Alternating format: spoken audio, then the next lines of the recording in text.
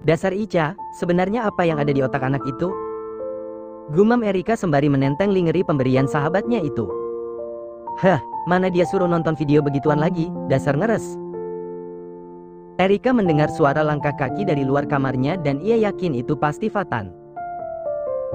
Dengan cepat, ia sembunyikan lingerie pemberian Marisa di balik tumpukan kado lainnya. Beberapa detik berikutnya, pintu kamarnya pun terbuka dan ternyata benar. Fatan masuk ke dalam kamarnya sambil tersenyum hangat. "Aku tidak mengganggumu, kan, Erika?" tanya Fatan sembari melepaskan setelan jas pengantin yang masih melekat di tubuhnya. "Tidak, Pak." Maksudku Mas." Fatan terkekeh pelan sambil melepaskan satu persatu pakaian yang sedang ia kenakan. Dengan mata membulat, Erika menatap punggung lebar itu. Ia bahkan sampai lupa dengan kado-kado yang berada di hadapannya. Setelah melepaskan pakaiannya, Fatan bergegas menuju kamar mandi dan melakukan ritual mandinya. Sedangkan Erika kembali melakukan pekerjaannya, membuka kado-kado yang ia peroleh tadi siang. Tidak berselang lama, Fatan pun keluar dari ruangan itu dengan wajah yang jauh lebih segar. Lagi-lagi Erika terpelongo melihat ketampanan lelaki itu. Apalagi tubuh kekarnya kini terpampang jelas di matanya. Perlahan Fatan menghampiri gadis itu dan duduk di sampingnya. Ia tersenyum seraya meraih tangan Erika yang terasa sangat dingin, sedingin es. "Erika, walaupun pernikahan kita terkesan mendadak dan terpaksa, tetapi aku akan tetap berusaha menjadi suami yang baik untukmu. Aku akan belajar mencintai dirimu mulai dari sekarang dan aku harap kamu pun begitu," ucap Fatan dengan wajah serius menatap Erika. "Benarkah itu?" Erika benar-benar terharu mendengar penuturan Fatan. "Ya. Dan aku harap kamu pun bersedia menerima diriku dengan segala kekurangan yang aku miliki. Mulailah belajar mencintaiku dan jadilah istri yang baik." Ya. Aku bersedia, Mas," sahut Erika dengan semangat menggebu-gebu menatap lelaki pujaan yang kini sudah sah menjadi suaminya. "Syukurlah kalau kamu mau mengerti karena bagiku pernikahan itu adalah hal yang suci dan bukanlah permainan. Aku ingin menikah sekali dalam seumur hidupku, Erika. Aku berharap hanya ada satu orang yang bertahta dalam hatiku yaitu kamu dan akan tetap kamu sampai maut memisahkan kita," sambungnya. "Oh, so sweet. Aku meleleh, Mas." Erika mulai berani menyandarkan kepalanya ke pundak mulus Fatan yang masih bertelanjang dada. Fatan terkekeh pelan kemudian bangkit setelah Erika mengangkat kepalanya. Fatan menghampiri lemari pakaian dan meraih baju tidurnya. "Oh ya, Erika. Soal itu, aku tidak akan memaksamu jika kamu tidak ingin melakukannya. Kita akan melakukannya setelah kamu siap dan ikhlas memberikannya kepadaku," ucap Fatan seraya mengenakan setelan tidurnya.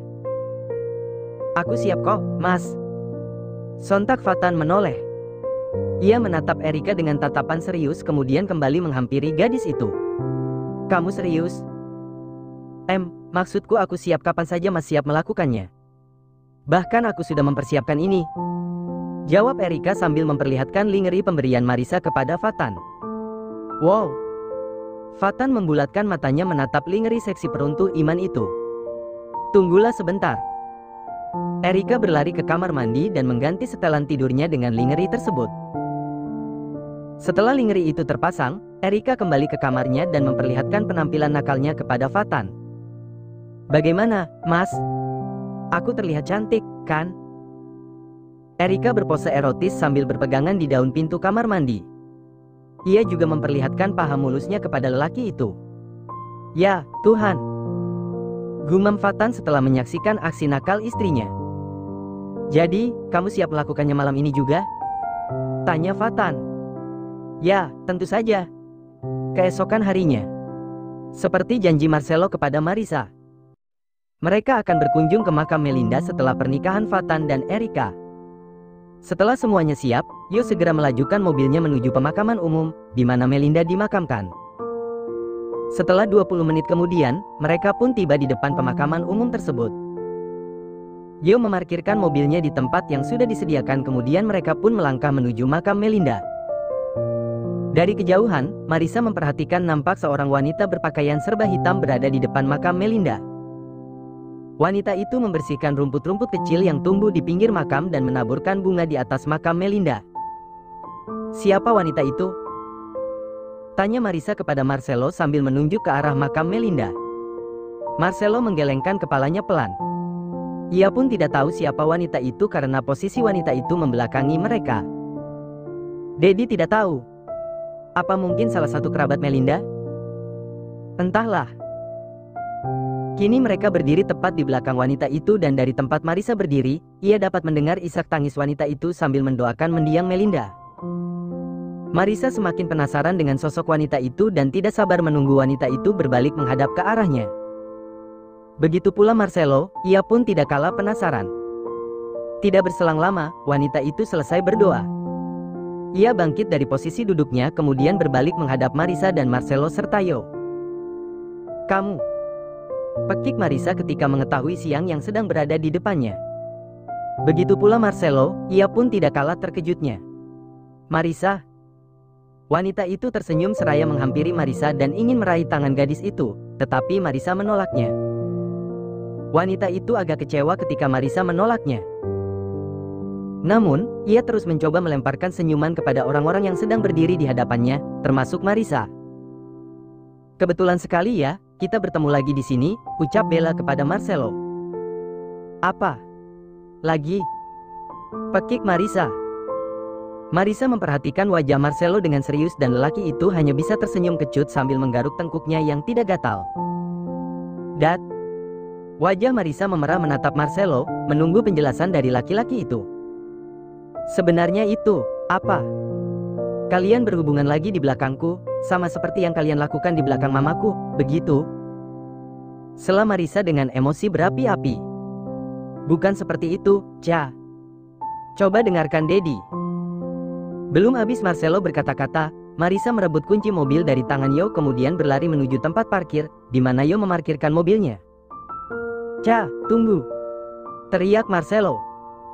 Bella begitu penasaran dengan hubungan Marcelo dengan Marissa, apalagi setelah mendengar ucapan gadis itu barusan. "Apa yang dimaksud Marissa? Kenapa dia bisa bicara seperti itu?" tanya Bella dengan wajah heran menatap Marcelo. "Ceritanya panjang." Setelah mengucapkan hal itu, Marcelo segera menyusul gadis itu dengan langkah cepat. Ia takut Marissa melakukan hal aneh dan melukai dirinya sendiri. Bella semakin bingung dibuatnya. Apalagi melihat kecemasan yang terpancar dari raut wajah Marcelo. Ia menatap Yo yang masih berdiri di sampingnya dan meminta penjelasan kepada lelaki itu. Status Nona Marissa sekarang adalah Nyonya Marcelo Alexander. Jawaban Yo membuat mata Bella terbelalak. Ia tidak percaya dengan apa yang ia dengar barusan. "Kamu serius?" Bukannya menjawab pertanyaan Bella, Yo malah pergi meninggalkan wanita itu dengan sejuta pertanyaan di kepalanya. Ia bergegas menyusul Marcelo ke tempat parkir. Setibanya di tempat itu, ternyata mereka terlambat. Marissa sudah pergi bersama mobil yang tadi dikemudikan oleh Yo. Marcelo sangat panik. Ia terus mengumpat kasar. Yo segera meraih ponselnya kemudian menghubungi salah satu bodyguard yang masih berada di hotel. Ia meminta bantuan lelaki itu untuk menjemput mereka. "Bagaimana ini, Yo? Aku takut terjadi sesuatu padanya." Marcelo bahkan tidak bisa lagi menyembunyikan kepanikannya. Yo membuang napas berat kemudian berucap, "Saya sudah menghubungi salah satu bodyguard, Tuan. Dan mereka akan segera menyusul ke sini." "Tapi kapan, Yo?" Keburu Marissa pergi jauh dan melakukan hal bodoh lainnya. Hardiknya. Akhirnya Bella tiba di tempat parkir. Ia memperhatikan kepanikan Marcelo saat itu. "Apa kamu benar-benar mencintai gadis itu, Marcelo?" Tiba-tiba saja pertanyaan itu meluncur dari bibir Bella. Selama ia dekat dengan lelaki itu, tak pernah sekalipun ia melihat Marcelo bersikap seperti itu, bahkan saat masih bersama Melinda. "Lebih dari apapun, Bella. Aku bahkan rela menukar nyawaku untuknya," jawabnya dengan wajah serius menatap Bella. Bella tersenyum kecut setelah mendengar jawaban lelaki itu. Itu artinya tak ada kesempatan untuk wanita manapun yang ingin mendekat kepada Marcelo. Aku turut senang mendengarnya, Marcelo.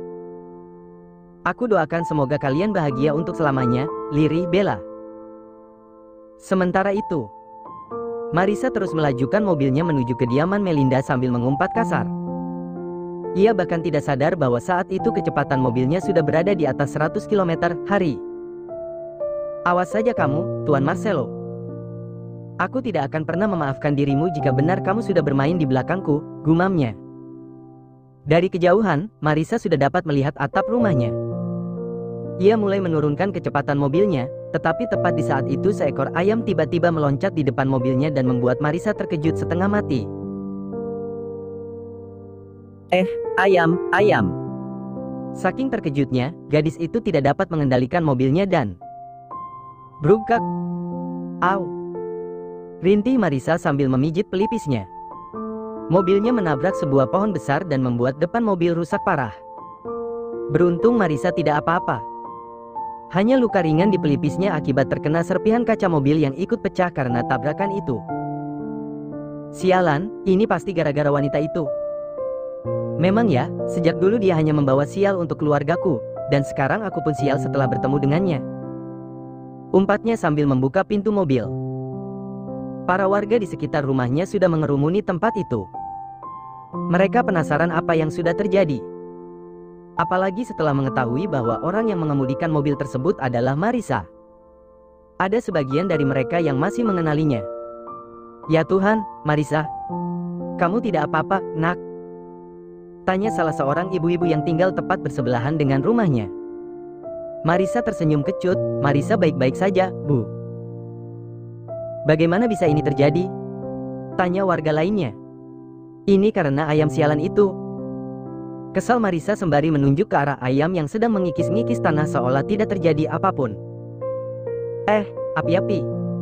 Teriak warga lainnya ketika melihat percikan api keluar dari mobil Marisa. Semua orang menjauh dari tempat itu termasuk Marisa. Dengan wajah pucat, Marisa menatap mobil itu. Hah, benar-benar sial. Mana itu mobil rentalan Tuan Marcelo lagi? Alamat ganti rugi si Dedi, gumamnya. Tidak butuh waktu lama, asap pun mengepul dan api mulai membakar sebagian mobilnya. Beruntung warga dan pemadam kebakaran yang berada tak jauh dari kediamannya segera beraksi dan memadamkan api tersebut hingga tidak terjadi hal yang lebih mengerikan lagi. Marisa melenggang dengan langkah gontai memasuki halaman rumahnya. Seorang wanita parubaya bergegas menghampiri Marisa setelah menyadari kehadiran gadis itu. Nona Marisa, ini kuncinya, Non.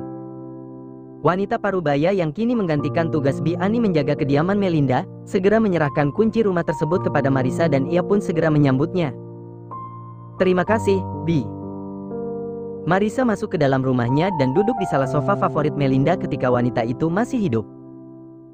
Mah, aku merindukanmu, lirihnya sambil menutup wajahnya dengan kedua tangan. Tidak berselang lama, seorang bodyguard tiba di tempat itu. Tanpa berpikir panjang, Marcelo bergegas masuk ke dalam mobil tersebut kemudian disusul oleh Yo. Ke kediaman Melinda. Aku yakin, Marisa pasti sedang berada di sana, titahnya. Baik, Tuan. Bodyguard berwajah sangar itu pun segera melajukan mobil tersebut menuju kediaman Melinda. Sedangkan Bella, dia masih terdiam di tempat itu sambil memperhatikan mobil yang membawa Marcelo, hingga menghilang dari pandangannya. Mungkin inilah akhir petualangan cintamu, Marcelo, gumam Bella sambil tersenyum kecut. Setelah beberapa menit perjalanan, akhirnya mereka berada tidak jauh dari kediaman Melinda. Dari kejauhan, mereka melihat mobil yang dibawa kabur oleh Marisa, teronggok di bawah pohon dengan kondisi mengenaskan. Marcelo panik bukan kepalang. Ia mengacak rambutnya yang tersisir rapi dengan kasar. Matanya terbelalak dan mulutnya pun ikut membulat sempurna. Ya Tuhan! Apa yang sudah terjadi? Bodyguard segera menghentikan mobilnya dan Marcelo serta Yo bergegas keluar dari mobil kemudian menghampiri mobil Marisa. Di mana gadis itu? Pekik Marcelo sembari memperhatikan kondisi di dalam mobil tersebut. Tiba-tiba salah seorang warga menghampiri mereka dan memberitahu bahwa Marisa baik-baik saja. Tuan, gadis yang mengemudikan mobil ini baik-baik saja dan sepertinya dia sedang beristirahat di rumah itu. Lelaki itu menunjuk ke arah rumah Melinda. Ah, syukurlah. Terima kasih informasinya, Pak. Dengan langkah cepat, Marcelo menuju rumah Melinda. Ternyata apa yang dikatakan oleh lelaki itu benar. Ia melihat Marisa sedang bersandar di sandaran sofa empuknya sambil memejamkan mata. Perlahan, Marcelo masuk ke dalam rumah dan menghampiri gadis itu. Ia menjatuhkan dirinya tepat di samping Marisa. "Mau apa lagi kamu kesini?" ketus Marisa, masih dengan mata terpejam. "Ca, Dedi minta maaf," ucapnya sambil memperhatikan tubuh Marisa dari ujung kepala hingga ujung kaki.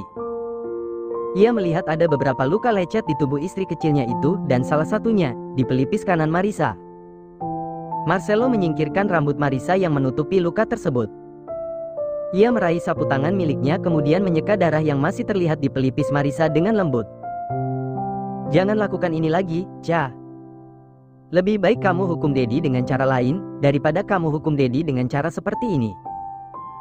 Marisa membuka matanya kemudian menatap lelaki itu dengan tatapan kesalnya. "Seperti apa contohnya?" "Apa saja, yang penting jangan sakiti dirimu. Karena hal itu bisa membuat Dedi mati karena cemas memikirkan dirimu," jawabnya, dengan tatapan sendu menatap Marisa. Marisa tersenyum sinis. "Pergi darimu, mungkin?" "Jangan, Ca. Dedi mohon." Untuk sejenak, tempat itu mendadak hening. Baik Marisa maupun Marcelo sama-sama mengunci bibirnya rapat. Marcelo terus memperhatikan wajah kesal istrinya sembari mengelus lembut rambut gadis itu. "Sekarang kita pulang, ya?" ajak Marcelo. "Aku ingin pulang ke mansion." "Ya, kita pulang sekarang juga. Lagi pula, bukannya kamu ingin mengunjungi panti?" Marisa menganggukkan kepalanya dengan cepat. "Ya." Marcelo segera bangkit kemudian menuntun Marisa menuju mobilnya. Tak lupa, Marisa mengembalikan kunci rumah kepada wanita parubaya yang kini bertugas menjaga sekaligus merawat rumah itu untuknya. "Terima kasih, Bi. Tolong rawat rumah ini dengan baik, ya," ucap Marisa. "Ya, Nona Marisa." "Tentu saja." Marisa dan Marcelo segera memasuki mobil dan disusul oleh Yo serta bodyguardnya. Mereka bergegas kembali ke hotel dan bersiap untuk menuju kota kelahiran Marcelo, tetapi setelah Yo selesai mengurus semua pembayaran dan ganti rugi akibat ulah Marisa. Di perjalanan menuju mansion. "Apa kamu ingat kejadian di depan toko bunga, di mana aku menabrak seorang wanita dan menolongnya?" "Ya, tentu saja. Jangan katakan bahwa wanita itu adalah Bella," sahut Marisa dengan mata membulat menatap Marcelo yang sedang tersenyum kecut padanya. "Ya, Ca. Wanita itu adalah Bella. Aku tidak sengaja menabraknya dan refleks menyambut tubuhnya. Aku tidak memiliki niatan apapun, murni hanya membantunya saja," tutur Marcelo. "Heh, mengesalkan," ucap Marisa sembari memukul lengan lelaki itu. Setibanya di mansion, Bi Ani sudah menyambut kedatangan mereka dengan wajah sumringah. "Selamat datang kembali, Nak." Bi Ani memeluk tubuh Marisa dan Marisa pun membalas pelukannya. "Terima kasih, Bi. Sebaiknya kamu istirahat, Ca." Marcelo meraih Marisa dari pelukan Bi Ani dan menuntunnya ke kamar mereka. Beberapa hari kemudian, "Mari, Ca." Marcelo membukakan pintu mobilnya dan mempersilahkan wanita itu masuk. Rencananya hari ini Marcelo akan mengajak Marisa berkunjung ke panti asuhan, di mana Marcelo dan Melinda menemukan dirinya. Di perjalanan, wajah Marisa terlihat begitu pucat. Ia sangat gugup dan juga takut. Marisa takut, apa yang ia dengar nanti hanya akan membuatnya kecewa. "Bagaimana jika memang kedua orang tuaku tidak menginginkan aku, Dad? Dan mereka tidak peduli walaupun aku masih hidup sampai sekarang," ucap Marisa sambil menatap Marcelo dengan wajah cemas. "Paling tidak, kita tahu siapa orang tuamu, kan? Aku harap kita menemukan mereka sebelum hari pernikahan kita dilaksanakan." Marcelo meraih tubuh Marisa ke dalam pelukannya kemudian melabuhkan ciuman ke puncak kepala Marisa. "Ya, semoga saja." Marisa dan Marcelo tiba di depan panti asuhan, di mana Marcelo dan Melinda dulu mengadopsinya. Marisa sempat ragu melangkahkan kakinya memasuki panti asuhan tersebut, tetapi Marcelo terus mencoba meyakinkannya. "Aku gugup," lirih Marisa. "Percayalah padaku, kamu akan baik-baik saja." Marcelo kembali menuntun Marisa memasuki ruangan itu dan menemui salah satu pengurus panti yang sudah sejak lama mengabdi di panti asuhan tersebut. Ada yang bisa saya bantu, Tuan dan Nona? Kenalkan, Bu. Saya Marcelo dan ini Marisa. Wanita pengurus panti asuhan itu pun menyambut uluran tangan Marcelo dan Marisa sambil tersenyum hangat. Bu, sebenarnya kedatangan kami ke sini untuk mencari tahu siapa sebenarnya orang tua kandung Marisa. Sebab dalam waktu dekat, Marisa akan segera melangsungkan pernikahan dan dia butuh orang tua kandungnya, terutama ayahnya. 19 tahun yang lalu, saya bersama mendiang istri saya, mengadopsi seorang bayi perempuan dari tempat ini. Dan saya masih ingat, saat itu Andalah yang menangani semuanya. Sekarang bayi itu sudah tumbuh besar dan sekarang dia sedang duduk di hadapan Anda, tutur Marcelo. Marcelo sengaja tidak menceritakan hubungannya bersama Marisa. Ia tidak ingin wanita itu menganggapnya aneh karena sudah menikahi anak angkatnya sendiri. Wanita itu nampak berpikir sambil menatap wajah cantik Marisa dengan mata berkaca-kaca. Ia meraih tangan Marisa kemudian tersenyum. Ya, saya ingat, Tuan. Bayi mungil yang sempat saya rawat beberapa bulan setelah kami temukan di samping panti asuhan, jawab wanita itu. Kamu cantik sekali, Nak Marisa. Ucapan wanita itu terjeda. Waktu begitu cepat berlalu, padahal rasanya baru semalam ibu menggendongmu. Ibu selalu teringat padamu, Nak, karena ibu juga sempat merawatmu walaupun hanya beberapa bulan, sambungnya sambil menggenggam tangan Marisa dengan erat.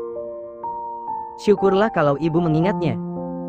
Jadi, bolehkah kami tahu siapa orang tua kandung dari Marisa? Kami ingin segera menemuinya, ucap Marcelo dengan penuh semangat. Ibu pengurus panti tersebut menghembuskan napas panjang. Maafkan saya, Tuan Marcelo. Saya dan seluruh staf di panti ini sama sekali tidak tahu asal-usul Marisa. Wanita parubaya itu mulai mengingat-ingat kejadian 19 tahun silam, di mana ia menemukan seorang bayi mungil di dalam sebuah kotak air mineral tanpa identitas maupun pesan. Hanya seorang bayi perempuan cantik yang masih lengkap dengan ari-arinya. Malam itu saya terbangun dari tidur saya karena mendengar suara tangisan bayi. Dan apa yang saya dengar bukanlah halusinasi. Saya benar-benar menemukan seorang bayi perempuan cantik yang masih merah menangis karena kehausan dan kedinginan. Saya meraihnya kemudian membawanya masuk. Seluruh penghuni panti heboh dan berita penemuan bayi itu pun dengan cepat menyebar. Hingga akhirnya kalian datang untuk mengadopsinya. Jujur, saat itu saya berat melepaskannya. Saya juga ingin merawatnya, tetapi karena masih banyak anak-anak penghuni panti yang harus saya rawat, maka saya pun menyetujuinya. Sebentar, Bu. Apakah tidak ada CCTV atau apapun itu yang bisa mengetahui siapa yang sudah meletakkan bayi itu di sana? Tanya Marcelo. Wanita itu menggelengkan kepalanya. Dulu, CCTV hanya ada satu dan letaknya di depan panti. Dan kebetulan bayi itu diletakkan di tempat yang jauh dari jangkauan kamera CCTV, hingga kami tidak dapat menemukan siapa yang sudah membuang bayi mungil itu, jawab Bu pengurus panti dengan wajah murung. Marisa tidak dapat menahan air matanya. Ia menangis sesenggukan setelah mendengar cerita tentang masa kecilnya yang begitu menyedihkan. Marcelo meraih tubuh Marisa kemudian memeluknya dengan erat. Kamu tenang saja, Cha. Dedi janji akan mengerahkan segala cara agar bisa mengetahui siapa orang tua kandungmu, ucapnya. Karena tidak juga menemukan titik terang siapa orang tua Marisa, mereka pun segera kembali ke mansion. Di sepanjang perjalanan, Marisa hanya diam. Tak sepatah kata pun keluar dari bibirnya walaupun Marcelo sudah berusaha mengajaknya bicara.